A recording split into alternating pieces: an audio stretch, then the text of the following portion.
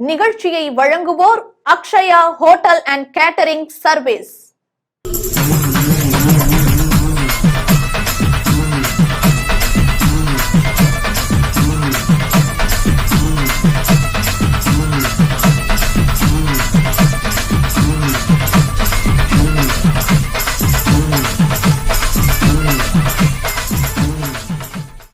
ஓம் Sakthi Parasakthi. Gem TV அன்பு நேயர்களுக்கு வணக்கம்.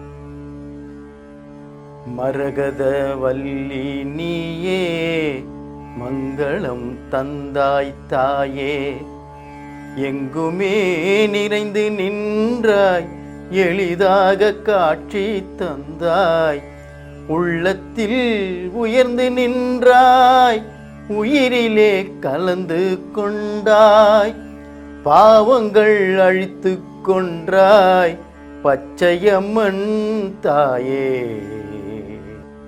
ஜெம் டிவி நேயர்களுக்கு அன்பு வணக்கங்கள். நாம் இன்னைக்கு பார்க்குற ஆலயம் திருமுல்லைவாயில் பச்சையம்மன் ஆலயம்.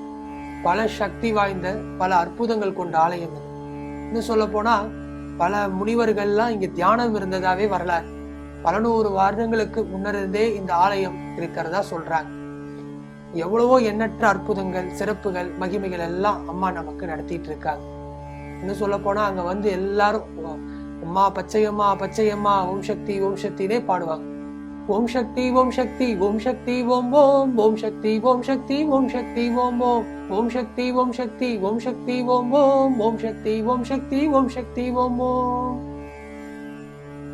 பல அற்புதங்களை அன்னை நமக்காக பல வருடங்களாக பல ரூபங்களாக நமக்கு கொடுத்துட்டு இருக்காங்க. இன்னும் எவ்வளவோ அற்புதங்கள் மகிமைகள் எல்லாம் இருக்குங்க. இப்ப பாத்தீங்கன்னா இந்த கோயில்ல பல சிறப்புகள் உண்டு. அதுல குறிப்பா சொல்லணும்னா பிருங்கி மாமுனிவர்னு ஒரு முனிவர். அவர் பல 100 வருடங்களுக்கு புராண கதையா அது சொல்லப்படுது. அவர் சிவன் மேல ரொம்ப பக்தி கொண்டவர். ஆனா அவர் சக்தியை அதிகமா கவனிக்கல. ஆனா சிவன் மேல ரொம்ப பக்தியா இருந்தார். அவரோட தவ பலத்தால கைலாயத்திலேயே சென்று சிவனை நேரடியா தரிசனம் செய்யற வாய்ப்பு அவருக்கு கிடைச்சது. அப்ப அவரும் கைலாயத்துல சிவனை தரிசிக்கிறதுக்காக ஞானத்தாலேயே அவர் செல்றாரு. அங்க போய் பாக்குறாரு. அங்க அம்மாவும் சுவாமியும் 2 பேரும் சேர்ந்து உட்கார்ந்து இருக்காங்க. சிவசக்திய 2 பேரும் ஒரே இடத்துல அருகருகே நெருக்கமா அமர்ந்திருக்காங்க. ஆனா இவருக்கு மனசுல தோணுது, என்னடா இது, நாம சிவ வழிபாடு தானே செய்யறோம், இங்க அம்மாவும் கூட இருக்காங்களே, அவங்களை எப்படி நம்ம சேர்த்து கும்பிடுறது அப்படின்னு தடுமாறுற. அப்ப அவருக்கு மைண்ட்ல தோணுது, என்னடா இது, நம்ம சாமியவே வழிபாடு தனியா செய்யணுமே, எப்படி பண்றதுன்னு யோசிச்சு ஒரு வண்டா மாறிடுறாரு அவரோட தியானத்தால. அப்ப சுவாமிய மட்டும் தனியா சுத்தி வர்றாரு. இது அம்மன் பக்கத்துல உட்கார்ந்து இருக்கவங்களுக்கு கோபம் வந்துருது, என்னடா இது, நம்மளையெல்லாம் கும்பிட மாட்டேங்கிறாரு, வெறும் சுவாமியை மட்டும் கும்பிட்டுட்டு போறாரு அப்படின்னு அவங்களுக்கு மனசுல ஒரு ஏக்கம் வருது. அப்ப அவர் போனதுக்கு அப்புறம் சுவாமி கிட்ட கேக்குறாங்க, சுவாமி, நீங்க சிவசக்தி ஒண்ணு, எனக்கு சரிபாதி நீங்க அப்படின்னு சொல்லியிருக்கீங்க, ஆனா இங்க அவர் உங்களை மட்டும் வழிபாடு பண்றாரு, ஏன் சுவாமின்னு கேக்குறாங்க. அது சுவாமி எதுவுமே சொல்லாம அப்படியே அவர் தியானத்திலேயே இருக்காரு. இது அம்மனுக்கு மனசுலயே ஒரு குழப்பமாயிடுது. நாம சற்று கொஞ்ச நாட்கள் தனியாவே இருப்போம் அப்படின்ட்டு இந்த பூலோகத்துக்கு வராங்க. இங்க ஒவ்வொரு இடமா நம்ம தியானம் இருக்க ஆரம்பிக்கலாம் அப்படின்னு அம்மாவே நினைச்சு நம்ம இமயமலையில ஆரம்பிக்கிறாங்க. அந்த இமயம் முதல் குமரி வரைக்கும் ஒவ்வொரு இடத்துலயும் அம்மாவே தேர்ந்தெடுத்து, அதுவும் காவி துணியில ஜடை முடியோட ருத்ராட்சம் எல்லாம் நிறைய அணிந்து பல தியான பலத்துல பல இடங்கள்ல தியானத்துல அமர்றதுக்காக தேர்ந்தெடுக்கிறாங்க. அந்த மாதிரி ஒரு தேர்ந்தெடுத்த அற்புத சக்தி வாய்ந்த இடம் தான் இப்ப நம்ம சென்னைக்கு அருகிலேயே இருக்கிற இந்த திருமுல்லைவாயில். அது இன்னும் சொல்ல போனா இது சென்னைக்கு அருகிலேயும் அமைஞ்சிருக்கு. அதுல பல மக்கள் பல மாற்றங்களை பெற்றுக்கொண்டு இருக்கிறாங்க. அவங்கவுங்க வாழ்க்கையில இங்க பல நேரம் தியானத்துல இருந்து அம்மா கிட்ட மனசார ஏங்குறாங்க, வேண்டுறாங்க. அவங்க வாழ்க்கையிலயும் பல நன்மைகள் ஏற்படுது. அவங்க இப்ப நிறைய மக்களையும் சொல்லி அனுப்புறாங்க.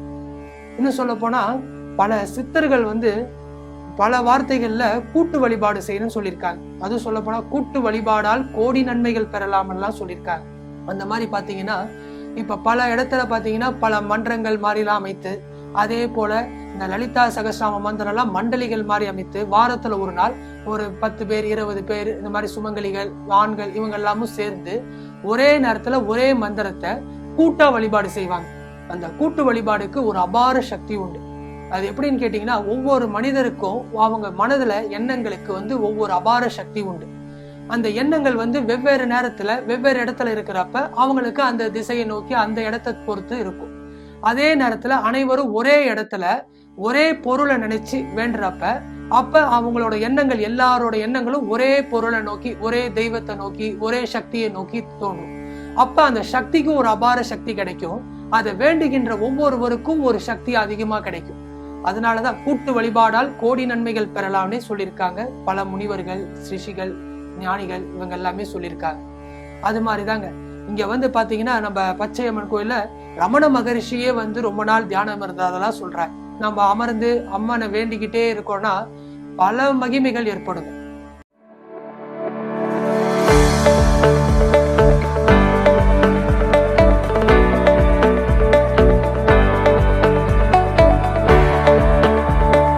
அக்ஷயா கேட்டரிங் சர்வீஸ் உயர்தரமான முறையில் சமையல் செய்து மக்களின் நன்மதிப்பையும் பெயர் ஆதரவையும் பெற்று வரும் அக்ஷயா கேட்டரிங் சர்வீஸ் திருமணம், சீமந்தம், கிரக பிரவேசம், மஞ்சள் நீராட்டு விழா, பிறந்த நாள் விழா, காதணி விழா போன்ற உங்கள் இல்லத்தில் நடைபெறும் அனைத்து சுப நிகழ்ச்சிகளுக்கும் சுவையான முறையில் டிஃபன் மற்றும் சாப்பாடு வகைகள் நியாயமான விலையில் உங்கள் உறவினர்கள் மற்றும் நண்பர்கள் பாராட்டும் வகையில் தயார் செய்து உங்கள் இல்லத்திற்கு வந்து சர்வீஸ் செய்து தருகிறோம்.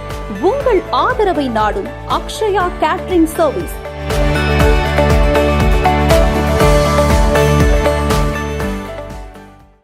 நான் சொன்னேன், இப்ப அம்மன் அங்க இமயமலையில இருந்து புறப்படுறாங்க.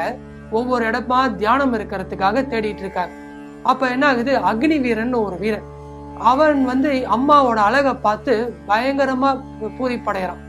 அவன் அம்பாளோட அழகை பார்த்து பிரமிச்சு அம்பாள் கிட்ட நேரடியா நான் உங்களுடன் இணையணும் அப்படி இப்படின்னு அவனோட வார்த்தைகளால புகழ்றான். இது அம்மாவுக்கு கோபம் வந்துடுது மனசுல. என்ன இவன் இப்படி எல்லாம் பேசுறான்ட்டு அம்மன் மனசார ஏங்குறாங்க. இது அம்மனோட சகோதரரான நம்ம பெருமாளுக்கே தெரியுது. அவர் உடனடியாக அந்த அக்னி வீரனையை அழிச்சிடுறார்.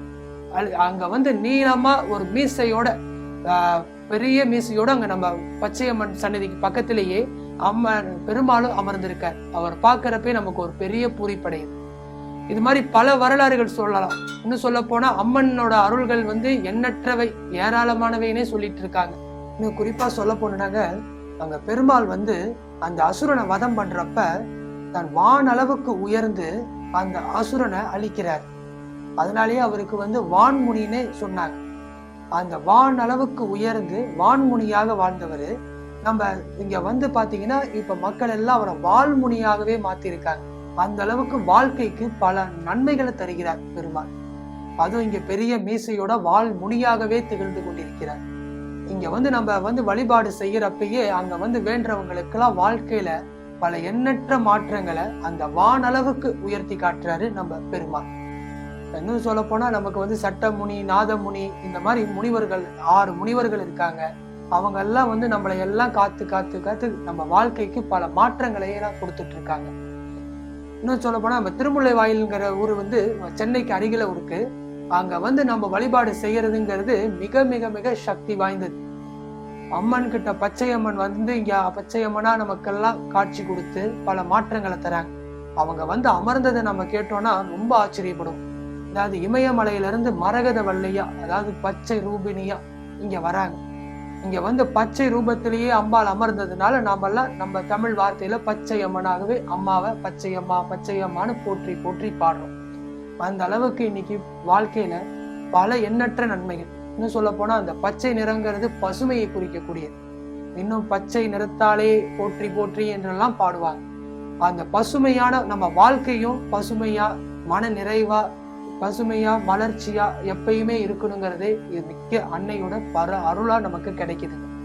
சக்தி பீடத்துல பல சக்தி பீடங்கள்ல இங்க திருமுல்லை வாயில் மிக சக்தியா, அபூர்வ சக்தியா, ஆச்சரியங்கள் தரக்கூடிய சக்தியா, பல முனிவர்கள்லாம் தியானம் இருக்கக்கூடிய சக்தியாவே இங்க பீடங்கள்ல அமைந்திருக்குங்க. அது நம்ம திருமுல்லை வாயில்ல இங்க தியானத்துல அமர்ந்து அம்மாவை மனசார வேண்டி நம்ம வாழ்க்கையில பல நன்மைகளை நம்ம பெறணுங்க. அம்மனோட அருள் பாத்தீங்கன்னா பல ரூபத்துல நமக்கெல்லாம் கிடைக்கும். அதுல பாத்தீங்கன்னா சிவசக்தியா ரூபியான்னு சுவாமிகளே சொல்லியிருக்காங்க. அந்த சிவனும் சக்தியும் ஒன்று அப்படிங்கிற இடத்துல அன்னை இங்க வந்து தியானத்துல அமர்ந்த நேரத்துல இங்க பச்சை அம்மனா வந்து நம்ம வாழ்க்கையில பல நன்மைகளை மாற்றங்களை எல்லாம் கொடுத்துட்டு இருக்காங்க. இப்ப பல மாற்றங்கள் பல மகிமைகள் எல்லாம் அன்னை நடத்துகின்றதுல இங்க பச்சையம்மன் கோயில் திருமலைவாழியில பெரிய விசேஷமா நமக்கெல்லாம் கிடைக்குதுங்க. அன்னையோட அருள் வந்து பல சிறப்புகளா இருக்கும். அதுல சொல்ல போனோம்னா ஒவ்வொரு நாட்கள் திதி நாட்கள்ல திங்கள் செவ்வாய் புதன்கள்ல முக்கியமா நம்ம சொல்லணும்னா செவ்வாய்க்கிழமை வெள்ளிக்கிழமைகள்லாம் அன்னைய வந்து பக்தர்கள் மனசார இங்க வந்து வேண்டி அங்க வந்து செவ்வாய்க்கிழமை வெள்ளிக்கிழமைலாம் விளக்கு பூஜைகள் செய்து குங்கும அர்ச்சனை செய்து அன்னையிடம் பல அருளை பெறுறாங்க. அந்த அளவுக்கு அம்மனோட அருள் வந்து என்னைக்குமே கிடைச்சி கொண்டே இருக்குது. அம்மாவை வேண்டிக்கிட்டே இருந்தா நம்ம வாழ்க்கையில பல நன்மைகளை நம்ம பெறலாம். அன்னை இங்கு சிவகங்கை புஷ்கரணி என்ற ஒரு தீர்த்த குளத்தையே உருவாக்கி அங்கு பல தேவர்களை முனிவர்களை எல்லாம் தியானம் இருக்க வைத்தார். அங்க உள்ள அசுரனை எல்லாம் அழித்து பல நன்மைகளை நமக்கு நடத்தி கொண்டிருக்கிறார். அன்னையிடம் சென்று விட்டால் தன்னை நலமாக காத்திடுவாள், இது நிஜமான உண்மை என்று பல முனிவர்களே சொல்கிறார்கள்.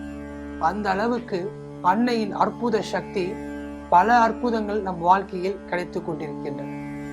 பல முனிவர்களும் இங்கு தியானத்தில் இருக்கின்றார்கள். இன்னும் சொல்ல போனால் நவராத்திரி நாட்களில் இங்கு பல அற்புத பூஜைகள் எல்லாம் நடைபெறும். விளக்கு பூஜை, அது மட்டும் இல்லாமல் பல சுமங்கலிகள் எல்லாம் இங்கு வந்து தொடர்ந்து அன்னைக்கு நவராத்திரி நாட்களில் 10 நாட்களும் பல அற்புத பூஜைகளை எல்லாம் நடத்துவார்கள். அதை கண் குளிர காண மெய் சிலிர்த்திடும். அந்த அளவுக்கு அன்னையின் அற்புதங்களை நாம் சொல்லிக்கொண்டே போகலாம். அது குறிப்பாக பார்த்தோமேயானால் அமாவாசை தினத்தன்று இங்கு சிறப்பு பூஜைகள் எல்லாம் நடைபெறும். பௌர்ணமி தினத்தன்றும் நடைபெறும். அதே போல் ஆடி மாதத்தில் இங்கு கூழ்வார்த்தல் நிகழ்ச்சி மிக சிறப்பாக நடக்கிறது. அந்த நிகழ்ச்சியில் பல மக்கள்கள் வெவ்வேறு இடங்களில் வெவ்வேறு இடத்தில் இங்க வந்து பச்சையம்மா பச்சையம்மா என்று மனமுருக பாடுவார்கள், வேண்டுவார்கள். அதை காண மெய் சிலிர்த்திடும். அந்த அளவுக்கு அன்னையின் அற்புதங்கள் ஏராளம். அன்னையின் கிட்ட வருவதே வந்து மிகப்பெரிய பாகியம்.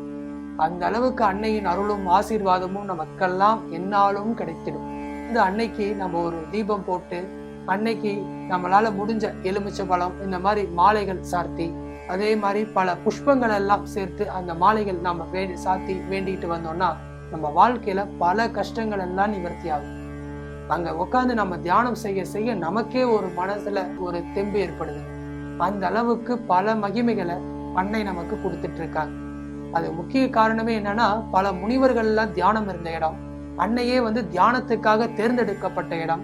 அப்ப அந்த இடத்துல நாமளும் சென்று அன்னையிடம் அமர்ந்து அந்த இடத்தில் நாம் தியானத்தில் அமர்ந்து வேண்டினால் பல மாற்றங்கள் பல நன்மைகளை நம் வாழ்க்கையில் கண்டிப்பாகவே பெறலாம்.